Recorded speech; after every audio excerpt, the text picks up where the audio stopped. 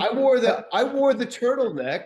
We agreed on this. I wore the Black Village turtleneck. Where's the beret? I lent you the beret, don't you remember, for the Oh complete man. look, you know? Yeah. I'm going for more the, the sort of proletariat, Washington Square vibe. Yeah, right. Yeah, exactly. The hootenanny vibe. Exactly. Yeah, yeah. Well, So David, great to see you again, Tom, and thanks for it, doing this. it's great to see you again too. We're actually both on Shelter Island right now, but you're in your kitchen and I'm in mine. And we're eagerly awaiting the new addition to the library, which we're both incredibly excited about because We it's an are. amazing library right now, but it's going to be even better when it's added onto. So David, I had the pleasure of finishing your book, the whole thing. I just started it a little while ago and I finished it about a half hour ago. And really I just really enjoyed it, really loved it. It's just a rich book and it's very specialized, or it seems like a very specialized topic, but it's very, very readable and propulsive. So one of the things I definitely want to talk to you about is how you came to write that, because you have the tendency with, or you have the skill in all of your books to make these very hard topics look easy. So I want to know how you do that. Well, thanks so much, Tom. I really appreciate that. And Hitting that, yeah, I like how you hit those deadlines 30 minutes before. That's you know, I made it. I came to Shelter Island last night. I was about halfway through the book when I got here and finished the book today. So that's an indication of what a good read it is, because it well, was it was not thank you. that was not that was a labor of love, not a not a, I a understand. grinding labor. Um, but the book is about, something that happened. It's a historical book, but I think that you kind of live in it, and even though it's not a first person book in any way, you can really feel your presence. And to me, you wrote the book with a lot of love. It has a loving sort of touch to it, to me. Great. Great. When did you think of the book, and when did you decide to go ahead and finally write it?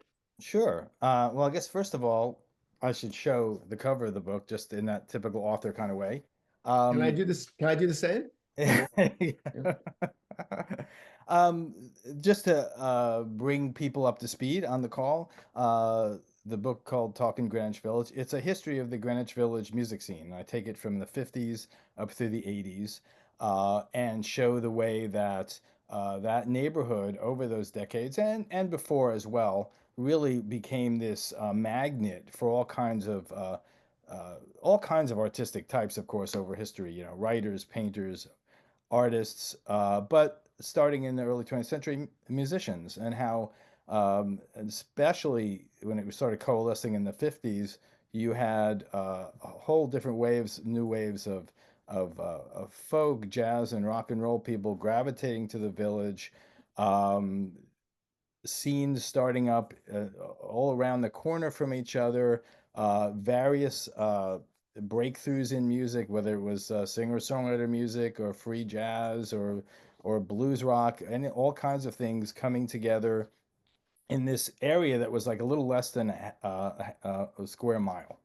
And at the same time, during those whole decades before it's all started to kind of come apart, it also faced all kinds of obstacles, which I learned about from the city, from the police, from the neighborhood, from the FBI. It was a scene that was constantly under surveillance in many ways during the whole time. And so that's the basic thing. And I interviewed lots of people along the way who played there. And to answer your basic question, then, Tom, the book really kind of started for me when I started attending NYU in the fall of 1978 as a freshman and moved into the village. And yeah, I chose NYU largely because I wanted to study journalism, and they had a journalism program that seemed pretty good at the time, from what I could tell.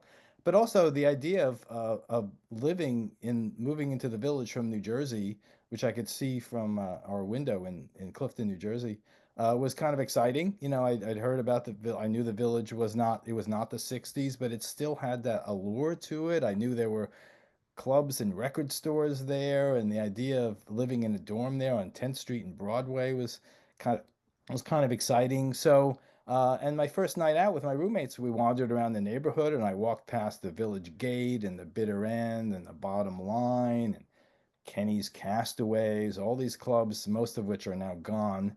But at the time, you still got the sense of, oh, this is still a scene. There's still music coming out of here. Bob Dylan's gone, but there's all this other stuff happening. So, in a way, the seeds were kind of planted there, and I've just always had it kind of in the back of my mind. And there were a couple of stories I did recently that kind of triggered it, and I decided, well, you know, no one had done this book yet as Yeah, well. yeah. It felt like a good time to do it. When did you know that you had, a book? Um, that's a great question. In the summer of 2019, I think it's when I got one of my inspirations for it. I was doing a story on Ramblin' Jack Elliott, who is one of the last of the classic old folk singers. He was a protege of Woody Guthrie's, and he's still alive in his 90s. He was in the village for a while. I was doing an article on him, and he was in the city, and I said, "Well, why don't we just walk around the village?" And he said, "Sure." So we met at the bitter end. We walked down Bleecker Street. We passed what used to be the Gaslight, which people might know now from the setting from Marvelous Mrs. Maisel.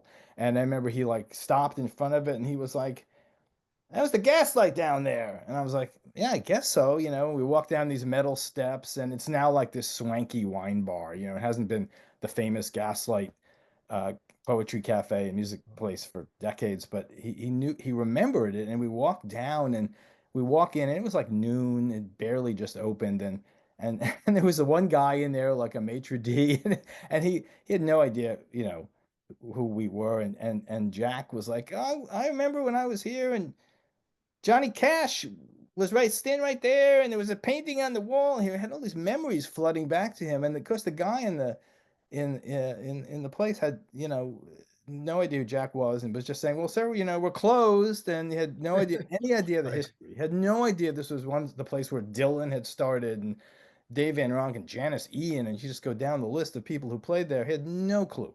And he didn't kick us out, but he was like, "Well, we're not quite open yet." And so we finally, Jack, who was friendly, was like, "Okay, see you later." We walked back out. And it was just one of those things where like, yeah, there used to be such a scene here, and it's like it's sort of vanishing, and maybe that's a good time to finally tell that. I didn't know I didn't realize until you just said it that you like me are, you lived in the suburbs of New York City. So Yeah. the Greenwich Village always has a certain romantic allure. Even now, the sort of, completely taken over by the, commercial interest Greenwich Village still has a little bit of that pull. And I feel that in the book from the beginning to the end, that the Okay. romance of the village is really, I mean, you never use those. I don't think that you ever use those words, and it's not autobiographical, but you can feel that suburban kids sort of, it's the place for you, Great. right? That's great. Yeah, yeah. I'm glad Yeah. I'm glad that comes through. And it's I mean, it's interesting how it's still there. Um, in a couple of weeks from now, we're going to see Timothy Chalamet playing Bob Dylan Bob Dylan, right? set in the village in the early 60s.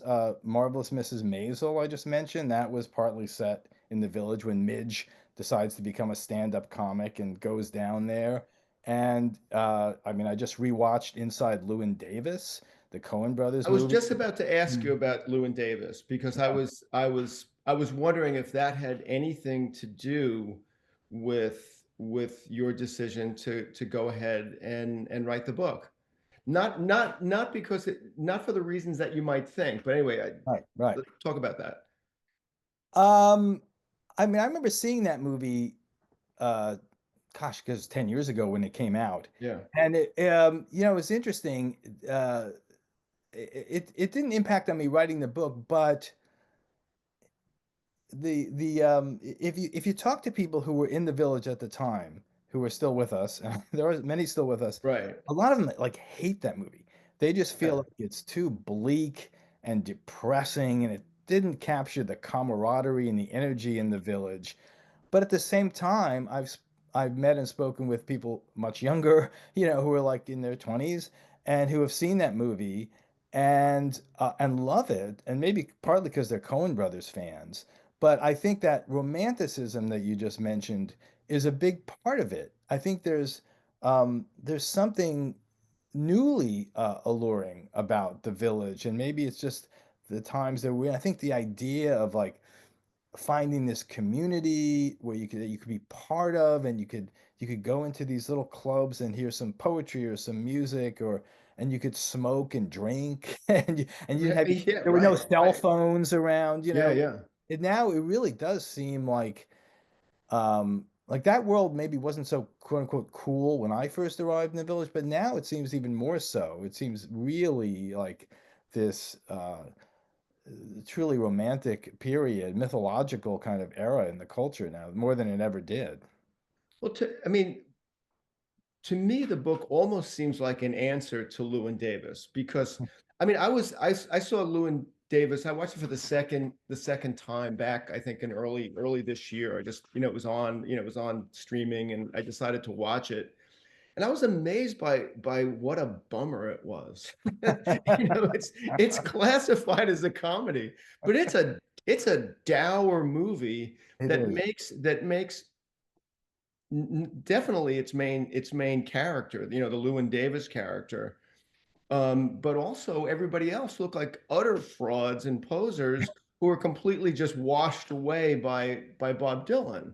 And one Right. of the things that I really love about your book is that it's I mean it's a rich history, but it's also a compendium of great songs. I mean there are like you talk about songs, some I've heard of, some I've not. I checked a lot of the songs, and there are these beautiful songs that came from this place at one certain time in New York and American history. So I guess my question to you is, how did the music get so good? Why do you think the music was so good? Well, I think, there are many legacies to the village music scene, and that can stretch from, from Bob Dylan, and from, if you go back to the 30s, which is 90 years ago now, to Billie Holiday singing Strange Fruit, at the Cafe Society, which was a real landmark moment in the village for her to be debuting this intense song about a lynching uh, uh, in this little club on Sheridan Square, and it got headlines, and freaked people out. And it really kind of set the Yeah. template for the village as a progressive kind of music hub. But as far as the songs, the other legacy of the village, I think, is that sort of whole new American songbook that kind of came out of it. I think people, when people talk about the singer-songwriter period, they usually gravitate right to Los Angeles or something, to Joni Mitchell when she was there, or Jackson Brown and all that sort of stuff.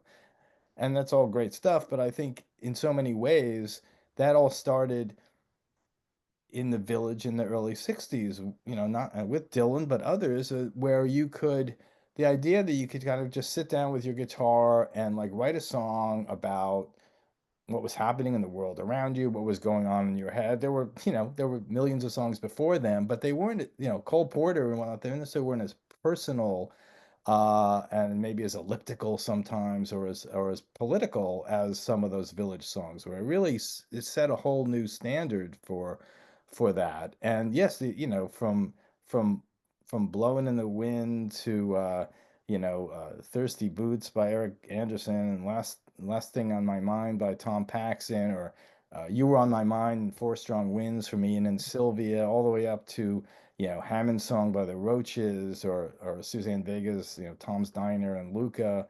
There are all these. It really is like this whole body of I think great new American music that came out of that. Yeah, I agree, and I really, the book was a reminder and an education in that. You know, So back in a couple months ago, the movie about Brian Eno was playing around, and it was a pretty it's a pretty interesting, movie about creativity, of course. And I had to sneak my own, Brian Eno stuff into this interview, but he talks I would expect about no less, Tom. because I mean, we're going to get to Fripp eventually, so. But he talked about he taught it's an interesting movie, about creativity above anything else. And he mentions this concept, and I don't know if it's his concept or someone else's, but it's the concept of scenius, which is, the genius of the scene, and that basically that a scene can produce more varied and brilliant music and art than one person existing in isolation. Right. And so, David, what were the ingredients that made Greenwich Village a scene that produced all this music? Well, I think to begin with, the village, going back to the early 1800s when the city grid came together, was always like a weird little enclave unto Right, itself. The streets zigzag. They don't go with the typical grid of a city. You can be on West right, 4th intersecting with West 10th Street, and it's like you're like, what? Where am I? So I think like and the architecture was different than Midtown, lower, smaller buildings. So right away, it had the feeling of a village within a village about it, and I think also when it became more of a working class immigrant neighborhood in the late 1800s, you had tenement buildings built with cheap rent.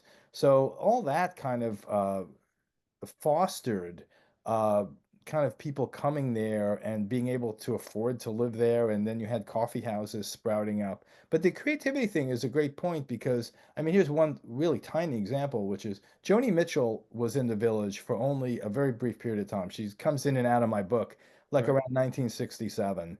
Before she headed down to Florida and then met David Crosby, and then everything else started.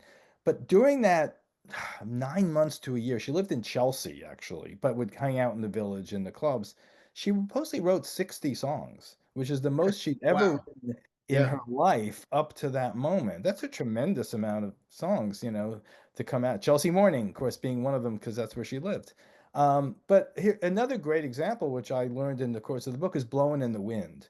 Um, that song was written in 1962. It was a year and a half after Bob Dylan came to New York. He was this kid from Minnesota. He didn't have that many songs of his own. And he's suddenly thrown into this cauldron of, writers and songwriters and musicians and this whole thing that fostered that. And that song was an absolute embodiment of the way that the village, the creativity in the village could come together. Because there was a folk group called the New World Singers that was around that was playing Gertie's Folk City, which was the one of the famous folk clubs on West 4th Street. It was across the street from where the Bottom Line used to be as well. And the New World Singers was a trio with two guys and a woman named Dolores Dixon. She was a young black woman from the South who'd come up and was living in Harlem, beautiful voice. And Dylan used to go see them. They used to do a traditional song called No More Auction Block, which was about slavery. And it was a real highlight of the show. And Dolores, or Dee, as she was known, would sing it, and it was really powerful. And meanwhile, Dylan's hanging out in the village. He's talking to people about politics, and you've got the Cuban Missile Crisis a few months away, and lots of stuff are happening. And he started asking all these questions about, and the song kind of starts to form in his head. And then he and Dee Dixon become friendly. He calls her his part-time girlfriend in his book. I tracked her down. She's great and still with us and doesn't quite remember it that way.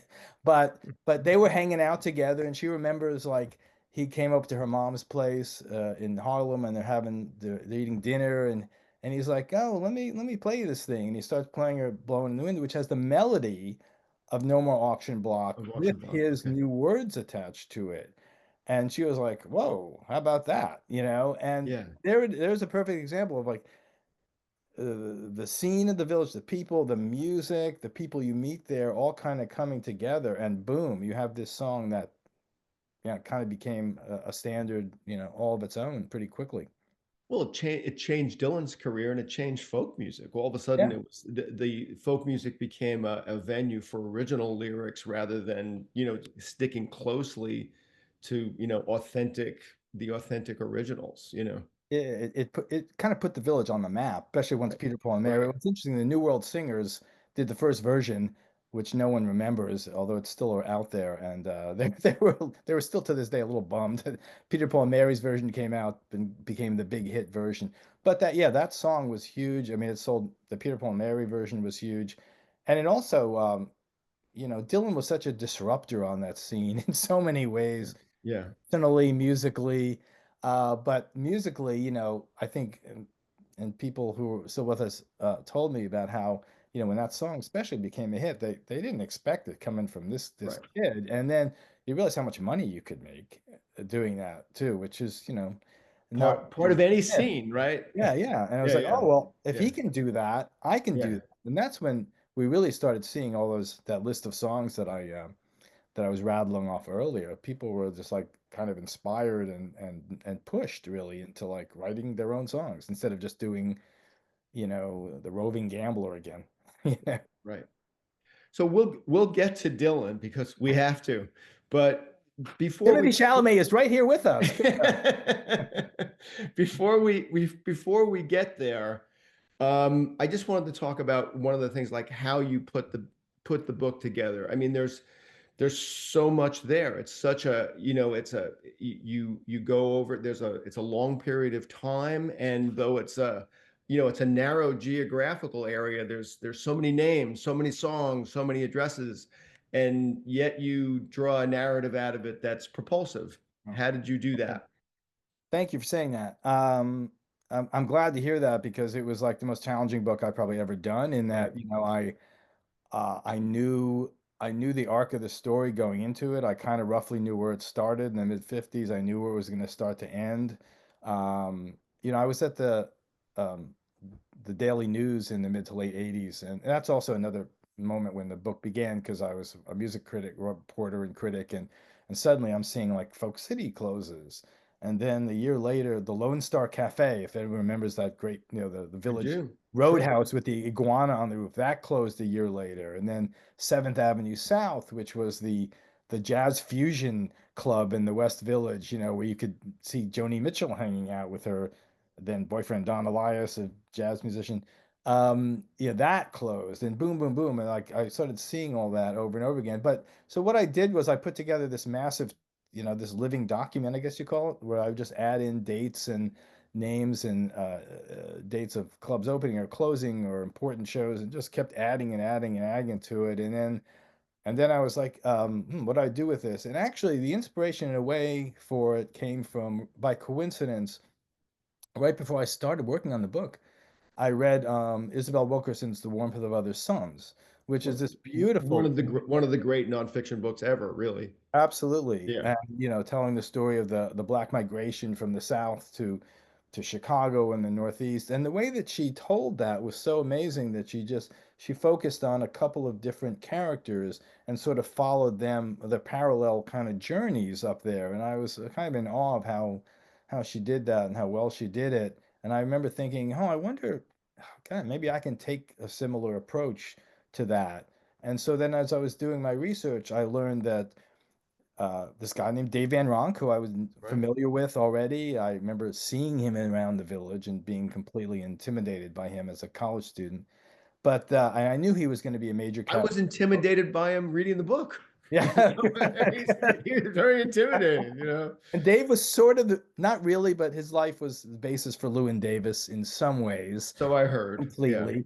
But I knew he was going to be a character in the book. But then as I started doing the research and not even thinking about the structure, I learned that, the guys in everybody came to him, whether it was Dylan hanging out, crashing on his couch, whether it was the members of the Blues Project, who are the now sort of unfortunately forgotten but great Village Electric rock band of the mid 60s, they took guitar lessons from him. When Terry and Maggie Roach of the Roaches first came into the Village, he's the guy they met, and he's the one who took them around and introduced them to people. And I realized, like, oh, this, if I used his life and him and his life as the thread of the book, that might be a way to kind of, hold it all together as a narrative, even as I weave in and out of, this particular jazz scene starting, or the short-lived West Village disco scene starting, and weaving all this other stuff around him. But if I kept to Van Ronk and how he was there the whole time too in the Village. He never moved. Like, he wasn't like Dylan went to Woodstock. He was there the whole time Right. until he died in Right. 2002. If I used him as the bedrock of the book, the way he was the bedrock of the scene itself, as this um, overlord of it, that maybe that would, make it kind of hang together. But it was I spent many a weekend here on Shelter Island, like pulling my hair out with the structure. I had index cards, Yeah. trying to figure out what would fit where. It was challenge, but ultimately fun, but definitely But you challenge. also give, so I mean, you give Capsule, I think Dave Von Ronk is definitely your main character. Then I would say the next two, because they sort of stand for their time, like the Blues Project you use to really illustrate what's happening in the 60s, in the early 70s, and then the Roach Sisters for the sort of the almost like the final push of the book. And along, but there's so many others. I mean, you make a powerful case for Suzanne Vega in the book, and it's one of my favorite Oh, parts of the books. But you also, I mean, I think that you give Van Ronk his tragic dignity. You tell the story of Phil Oakes. You tell the story of kind of people that are not central to your narrative, but they show up and they have their say, and it's really a oh. I mean, that's hard to do, man. It really is. And you pull it off. Oh, So, well, thanks so much. You know, um, I'm glad you like this Suzanne Vega piece. And if Steve Adabo, her producer, is here on this call, you might be. He was a big help to me as well, and we had some great conversations about it. and Um, Steve is also one of our Shelter Island that's right. connections, That's along right. with Loudon Wainwright, who Exactly. is in the Exactly. book. So Part of and we talked at one of our previous talks, Tom, on the music of Shelter Island. that's Those right. those gentlemen helped out and were in the crowd. Um, but yeah, I mean, well, I'll say with Vega, I mean, for example, in my senior year of college at NYU, I took a course in magazine writing, and we had to spend most of the semester, which was the fall of '81, uh, researching and reporting and writing a magazine story, a long form, but they didn't call it long Long, form back but then, did they, nobody Tom? used the Yeah, words yeah. long form No, back then. it was just like long article.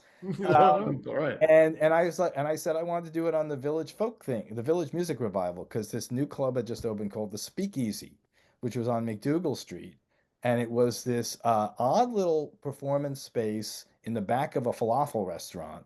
You would never know. You walk in and there's like the spinning meat and there's little tables and it smelled of souvlaki and everything. And in the back, there was this little room that held less than 100 people and had like a big fish tank behind the wall and this weird wrought iron railing around this little stage. And it's like, what is this? And it was this whole it was called the Musicians Cooperative, and it was like all these new up and coming talents would gather there. They worked the door, they sold the tickets, and they were building their own little new community there because the music business could care less about any of this at the time. They cared about what Right. was happening east. My book is the West Village. The East Village was CBGB's and all that stuff, and that's where the action was. Nobody kind of cared about the West Side, but they were building their own little world, and they even like were producing their own compilation albums every month called the Fast Folk series that you could buy at the club and some record stores.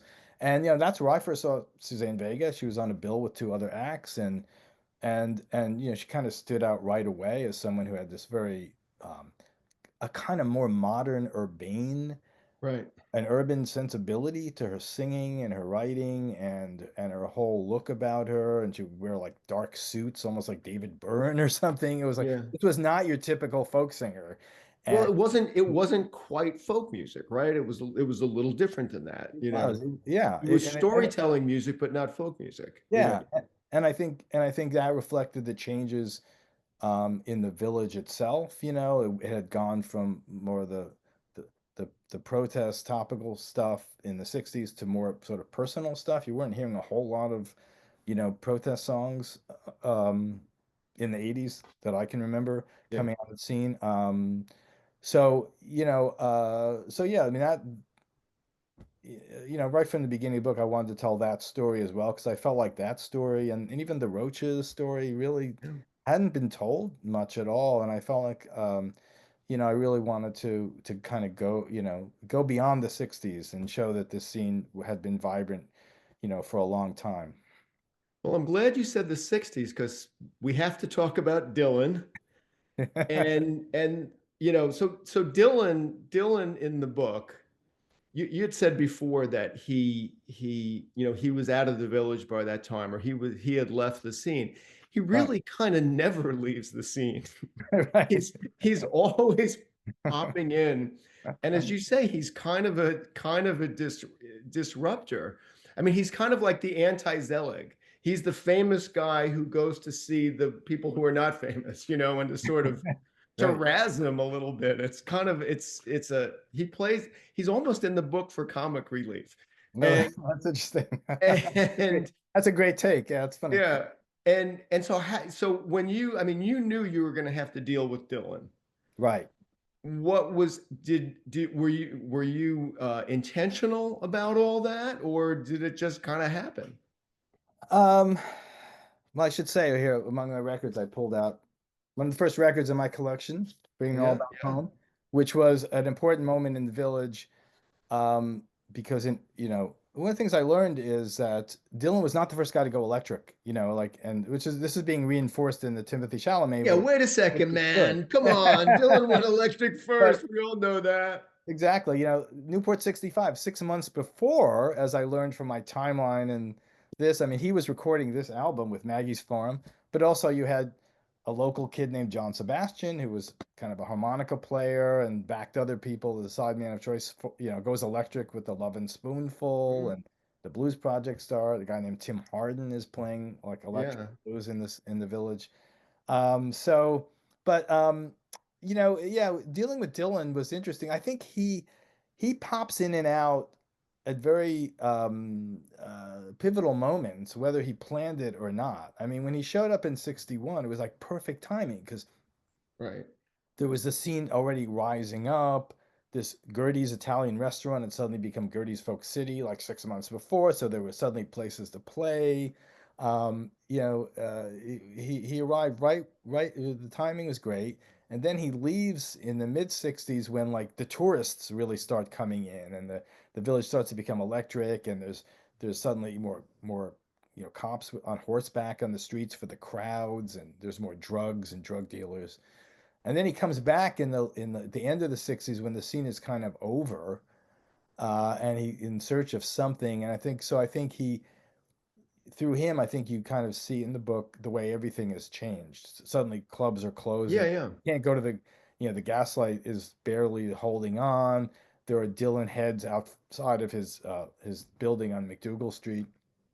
Um, it's so funny though, he went up to Woodstock to chill out, get away from the crowds and made the motorcycle accident and all of that stuff. And then in like 69, he decides, to kind of come back into the city and he buys his brownstone on McDougal Street that's still there, of course, and the door is like is the famous story is people going through his garbage, and Right. you can see like the where the garbage cans are. It's right still there on the street behind this little fence. You can just reach right into it, and the front door is right on the street, and it's unchanged since he was there. And it's kind of crazy to think he thought he could be hidden there.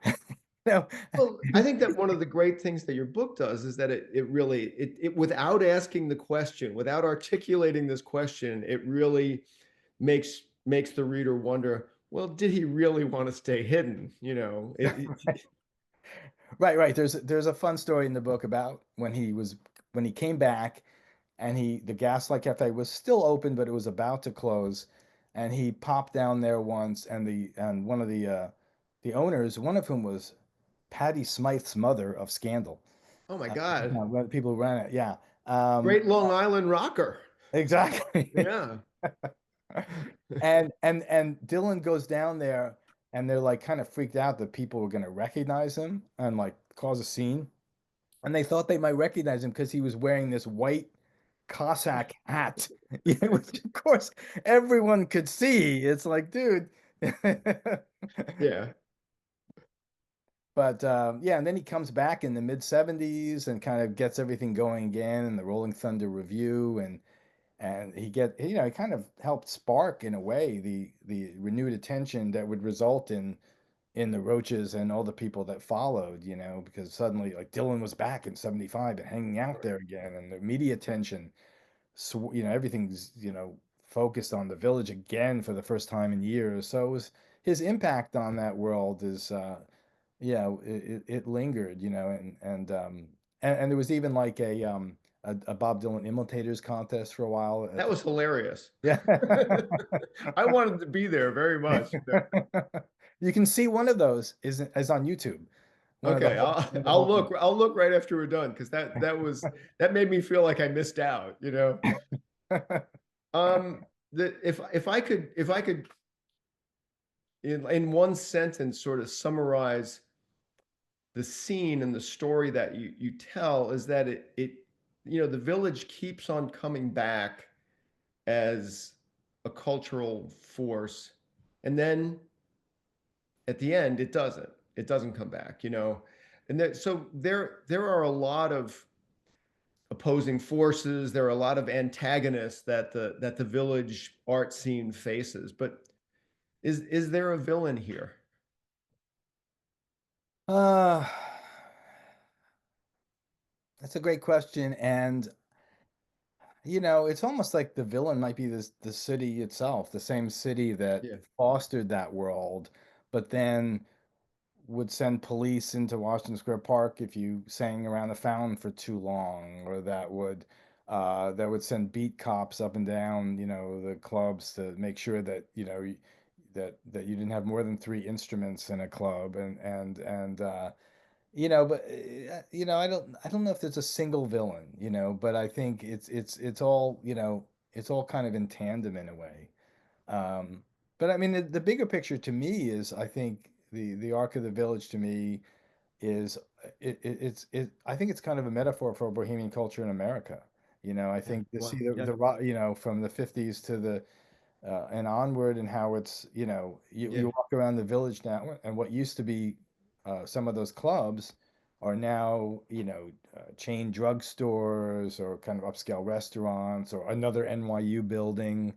So much of that has just been like erased. It's not like there are new clubs in the place of the old places.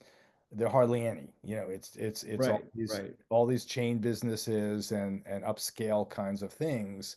And the spirit of the village is still there, as you say. You can still walk those streets and feel it.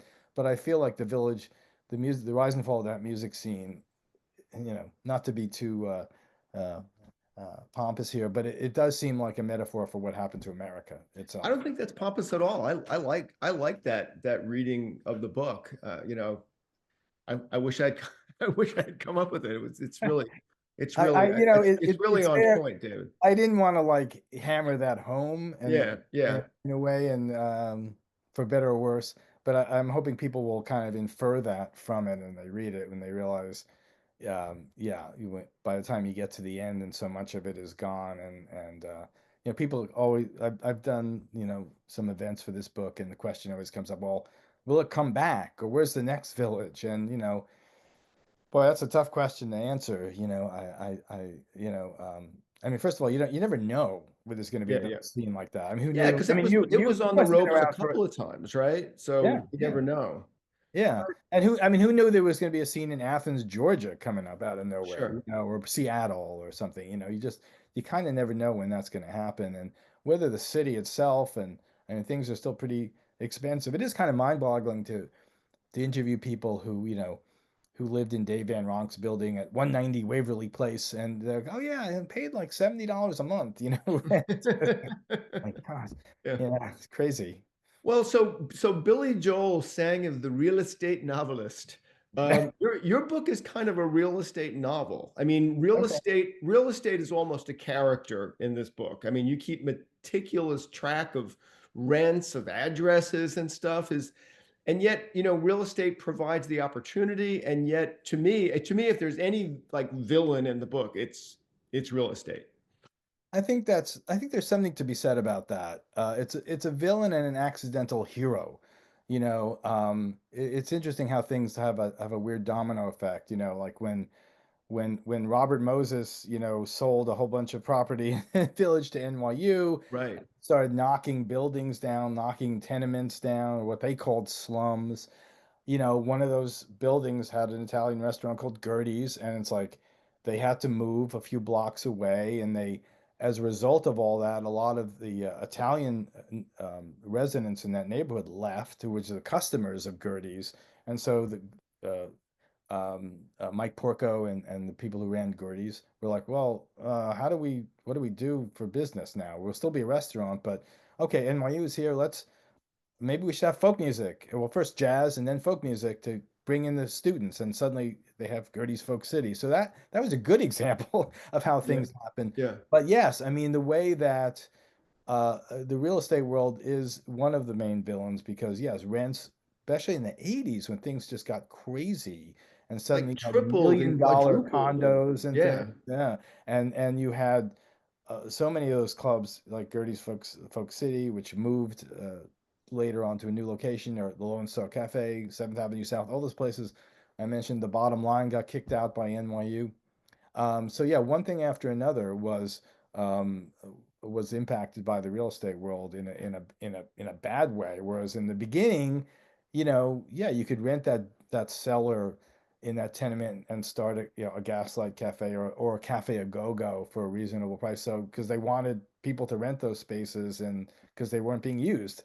So sure, you want to have folk singers or poets in there, fine, pay the whatever rent, a couple $100 a month.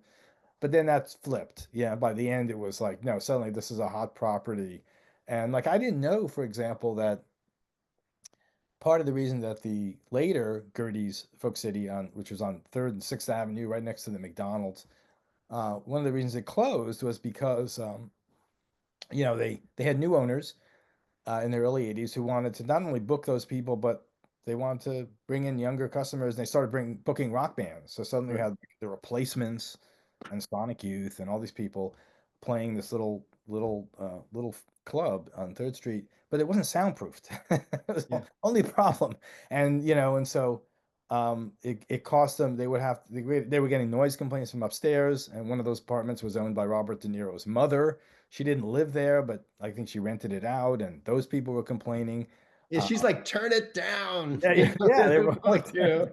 and it cost too much to soundproof it, so they have to move, So Yeah. it was too noisy, and then the rent got jacked up from like 1,500 to 4,000 a month. So which is, and yeah, so the real estate thing was a huge villain along with a lot of the city ordinances and things.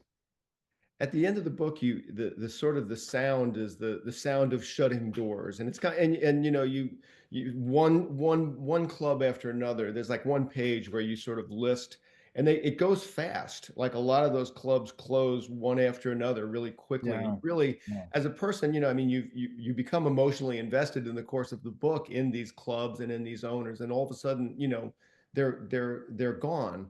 But that's not the only sound in the book, obviously, because the amount of music that you talk about and talk very, very lovingly about is immense. And so we're going to have to up to questions in a minute. But before we go, I just wanted to ask you: is there a song that people from this from the Greenwich Village, a song wow. that people don't know and should? Oh boy, I made for those who have Spotify accounts, I've made a playlist for every chapter, and I could go through every one of those. Each one has like 20 songs on it at least. I could probably go through any of those. But well, you and I are both big fans of that first Roaches album, and I would say Yeah, something like, sure. well, Hammond's song is a beautiful song featuring your man Robert Fripp Robert Fripp. Yeah, on this yeah. great guitar solo. Um, yeah, that was a somewhat well-known song then, but I think I fear it's not anymore. I mean, it's been 45 years since that album came out. So I would say like something like that. They can investigate, or yeah, I mean, you mentioned Violets of Dawn by Eric Anderson. Right. That's a really beautiful song too. God, there's so many. I wouldn't, it's almost hard to know where to begin. Uh, but I mean, do people still know Reason to Believe by Tim Harden? I I don't know. heard it today on Incredible. the radio. Oh, wow. Wow, wow. Playing like I think EHM. They played Reason to Believe It, and they played the Tim Harden version. They didn't play the Wow. Rod version, you know. Oh, that's great. That's great. Yeah, Speak. yeah. You mentioned we are going to open up to questions, and one thing we'd love to hear if everyone wants if people want to add it into the chat is, what was your favorite Greenwich Village music memory? If you have a venue you or a particular show that you remember seeing there, we'd kind of love to hear that.